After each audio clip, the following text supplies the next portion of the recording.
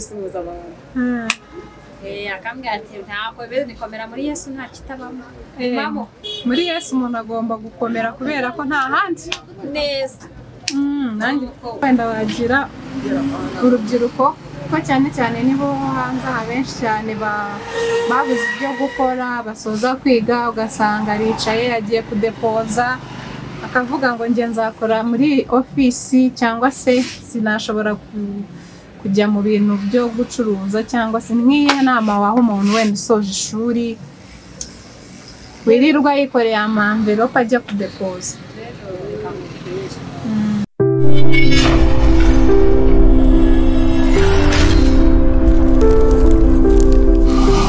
Tubaye ikaze bakunzi ba Kara TV show.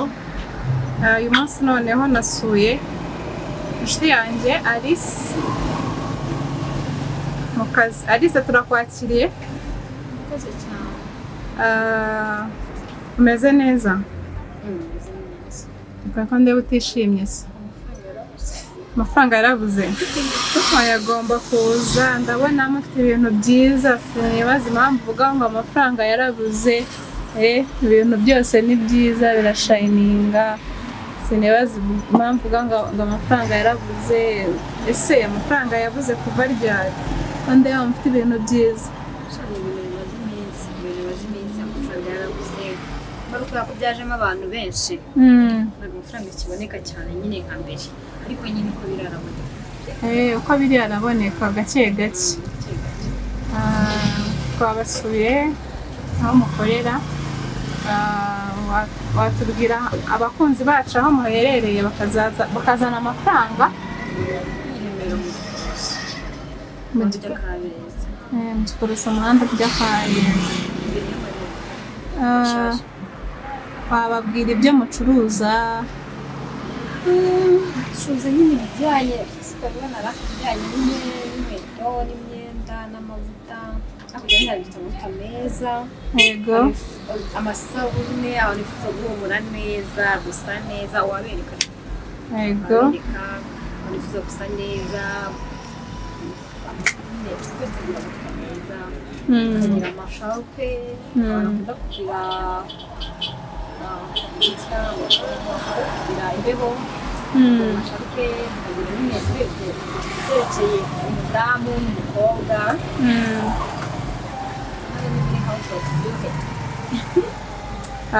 mwakoze ku bagore gusa se nta bagabo nta by'abagabo mufite? Abagabo barimo gukodesha amakote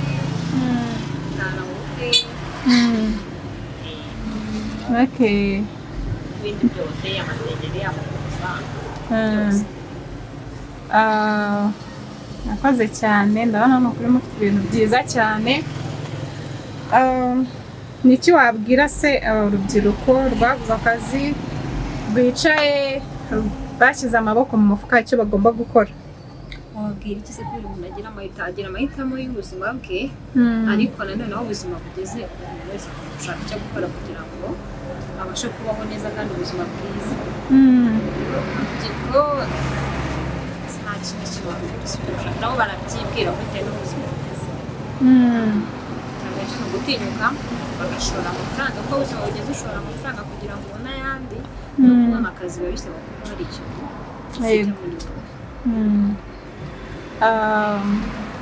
hari ikintu uvuze ngo buri wese agira amahitamo ye, ariko se nk'umuntu waza kukugisha inama nk'urubyiruko ni iyihe nama wamugira? Wenda ashaka kubona urimo ufite bizinesi urimo gukora ariko ntatekereze uko wayitangiye, ko twese tuzi ko bizinesi biragora gutangira kandi bisaba igishoro. Ese nk'umuntu ubyifuza ni iki wamubwira? Icyambere bisaba ubushake, ikindi akaba ufite kapito kuba atari nyinshi bitewe ko ariko yose agaciro. Ikindi ukaba uzi kubana n'umuntu w'ingenzi wakugirira akamaro. Ibyo byose ubifite ubasha gukora bizinesi ikagenda. Ariko ugiye muri bizinesi ugiye kuvuga ngo ugiye guhangana cyangwa se ugiye gushaka amafaranga nk'uko udafite ibyo ngibyo akenshi nyine iyo ucuruza ukabona biranze urabiretse benshi twatangiranye barabireka nanjye ngira igihe nkabireka nkabigarukamo ariko nyine iyo ubaze kubona ko ubuzima n'ahandi hantu bukwerekeza ubisubiramo ukabikora iyi nama ngiye njya ngira abantu benshi barazingira barazingisha benshi baranyandikira bakadusha kugira ikintu cyo gukora ndamubwira nti biterwa n'amafaranga ufite niyo aguha icyo gukora kandi bigaterwa n'agaciro uha akazi kawe n'umwanya wawe n'amafaranga yawe ugiye muri business ugiye uvuga ngo ugiye gushyira amafaranga hariya ntuyakurikirane ntabwo ari ariko nyine njye akenshi ndamubwira nti wowe kugira ngo ubone amafaranga ageza ku byo ushaka uzabiha umwanya nturangiza nabihe n'amafaranga rero njye niyo nama kenshi njya ngira ntabwo wajya muri wawe n'ibihumbi 10 ngo utangire business nk'abandi tujya tubona nyine amafaranga ukeneye muri business ni ayo ushoye ni nayo wese ukeneye hari aho wavuze ngo amafaranga nyine bisaba ufite ibihumbi 10 ntabwo ushobora kuba watangira birashoboka ko watangira yego ariko nanone mu bihumbi 10 nta kintu ubwo nyine biterwa niho kumva ngo business iragoye kugorana naho business biterwa n'uko washoye okay mu process watubwira uko wenda watangiye business aho watangiriye n'icyatumye utinyuka kuba wayitangira rero ntabwo rigeze ntinya gukora business ntabwo nabitinye ni ibintu nyine ngira business ntabwo ngiye bifata nk'akazi nk'uko wajya kudepoza ahantu akazi n'ubundi business ni nk'akazi ntabwo rero nigeze ntinya gukora business ntinya ngo ngize ubwoba ntoya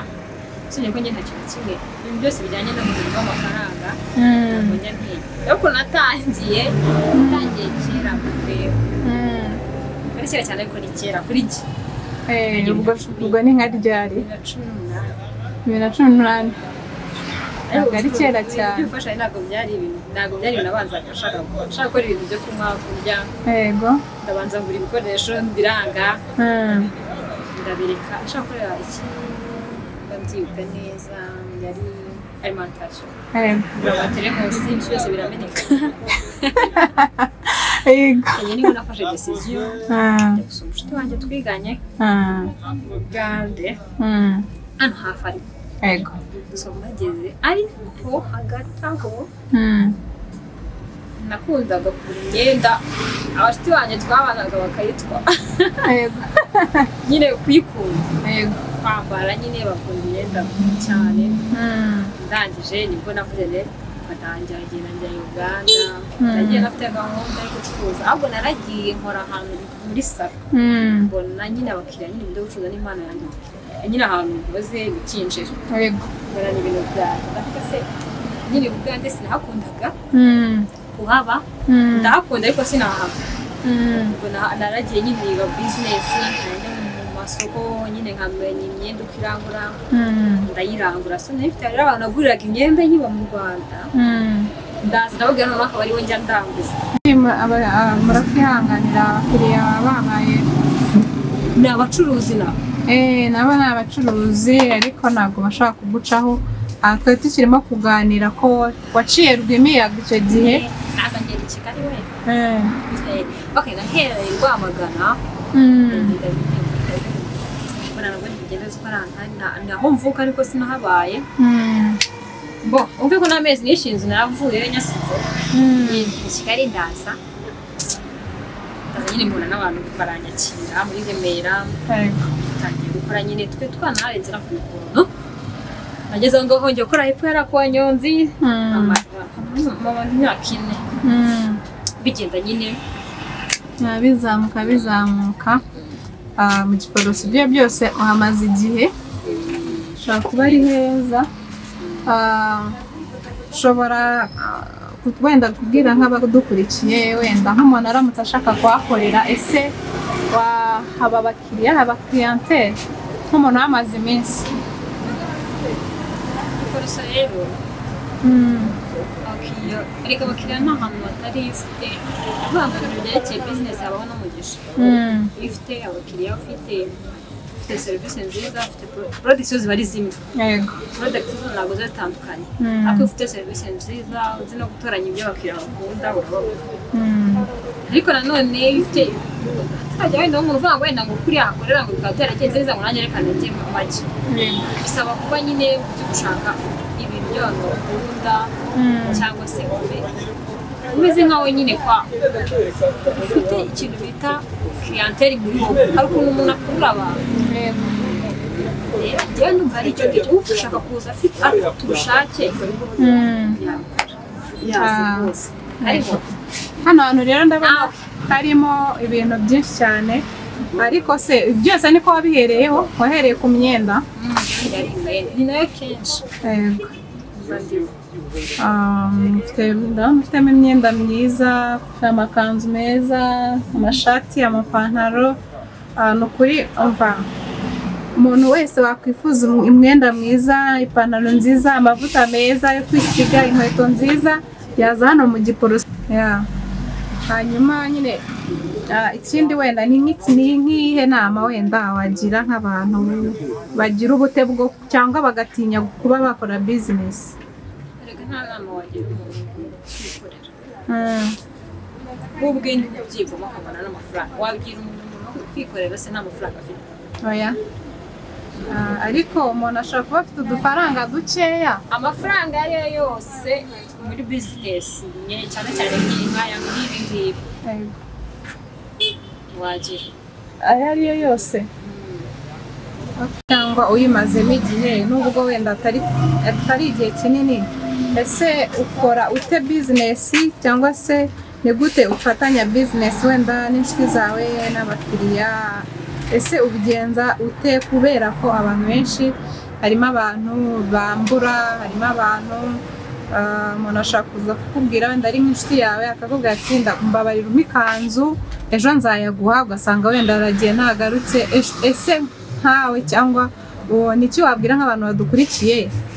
ubyifatamo ute muri kano kazi kawe ko nzi ko muhura nabyo inshuro nyinshi business rero agiye muri business inshuti hari inshuti ishobora kubera umukiriya ariko akenshi ariko ikintu nabonye kibona muri business experience nabonye ni uko umukiriya ashobora kubera inshuti ariko inshuti ashobora kubera cyo n'umuntu ujya gushinga business akambwira ngo nizeye inshuti zawe babikora ugitangira ariko wowe utangiye gutera imbere you become enemy like you don't know where uko bije ariko icyo nzi neza ni uko iyo umaze gutandukanya yuko unuzi umukiriya ashobora kubera inshuti icyo gihe ushobora kuba wamuhereza ikintu akakwishyura afite ariko nawe ushobora gufata inshuti ngo inshuti yakubereye umukiriya ngo yikope kandi ikindi reka business ni business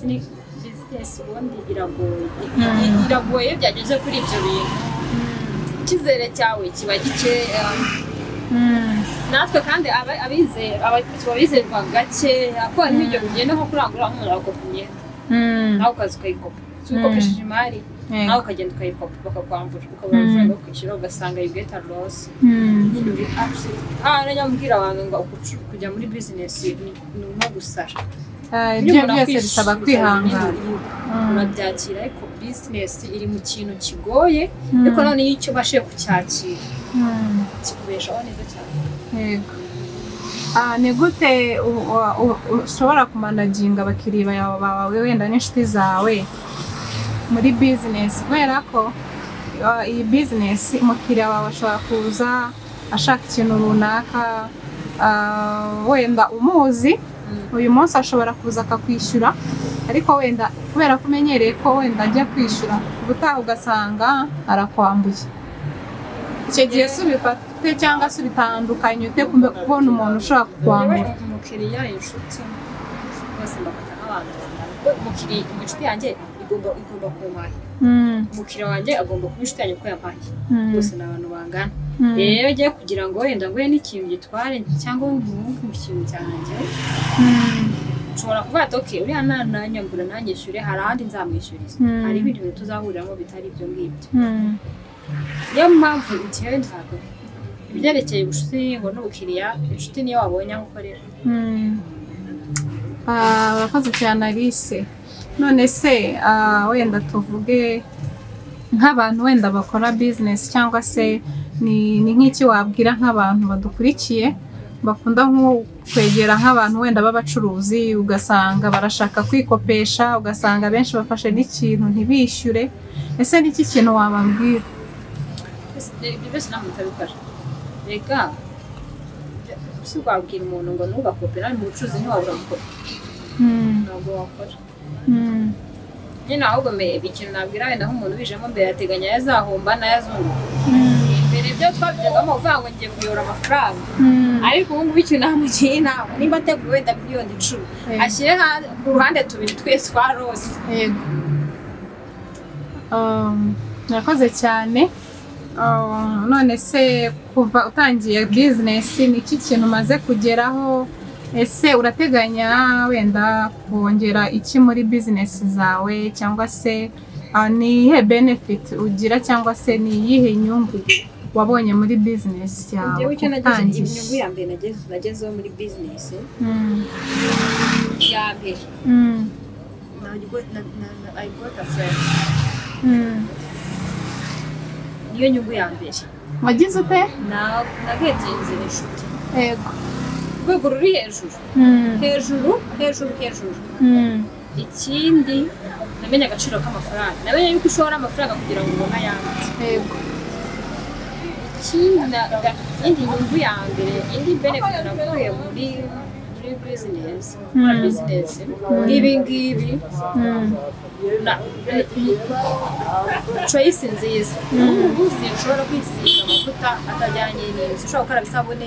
atajyanye n'uruhu rwanjye sinshobora kujya kugisha inama ahantu ugiye kugurira nyine nk'urugero nk'aho ngiye kugurira amavuta ushaka kumbaza ati se n'ayo mavuta meza ariko njyewe mba mbizi kuko mba nzi ivuta riri ku isoko rizima mba nzi isabune nziza no kwambara byo ni ibintu atangirana n'inkweto byose nyine nicyo kintu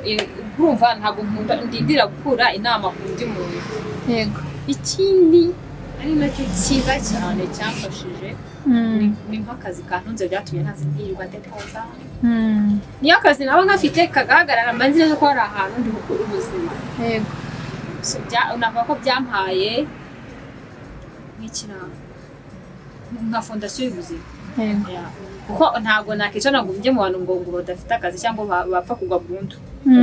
nshobora ibyaraba n'ahasigaye byose nshobora kubona amafaranga ntunga at the moment yego urakoze cyane hari wenda nk'ikindi kintu wenda nimbaga nshaka kuba nakubazaho ni nk'iki wenda wagira urubyiruko ko cyane cyane nibo hanze abenshi cyane babuze ibyo gukora basoza kwiga ugasanga aricaye agiye kudepoza akavuga ngo nge nzakora muri ofisi cyangwa se sinashobora kujya mu bintu byo gucuruza cyangwa se nk'iyo nama waho umuntu wenda usoje ishuri wirirwa yikoreye amamverope ajya kudepoza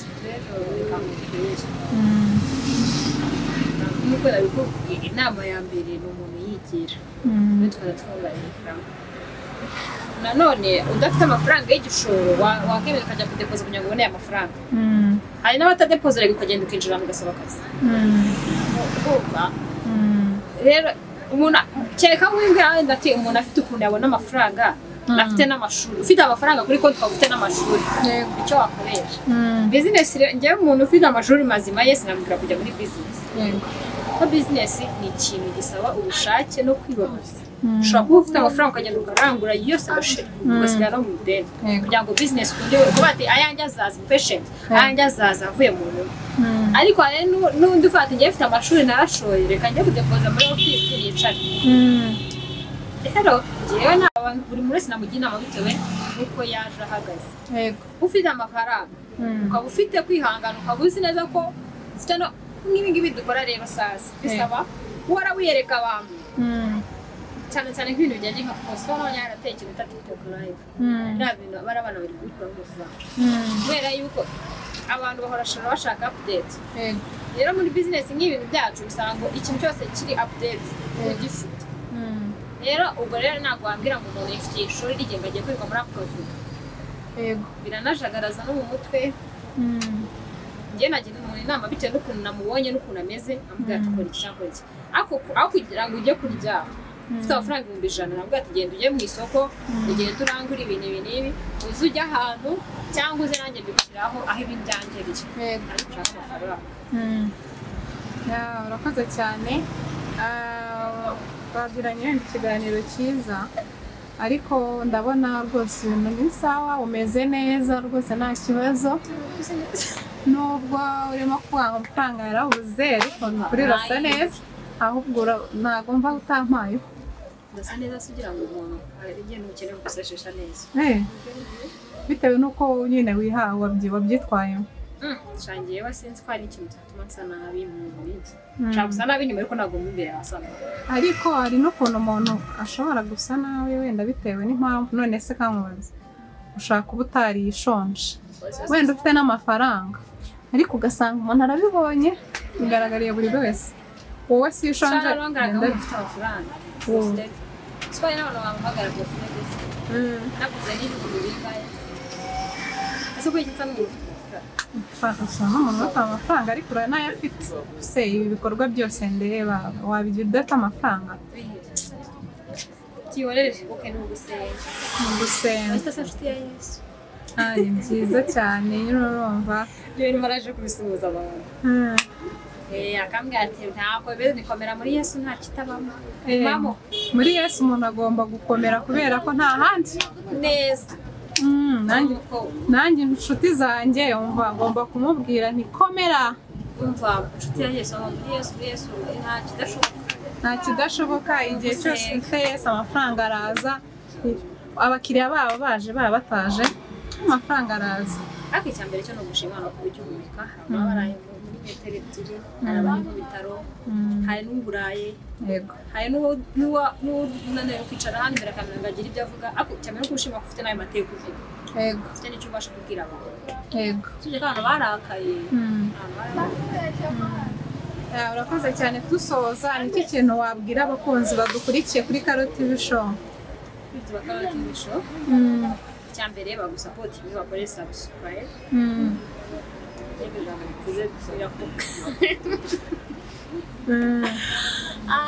ikindi bajye bareba ibiganiro byawe umwana mwiza nuko batakuzi urakoze cyane akoze kubana natwe uyu munsi turagushimiye ciao ciao bye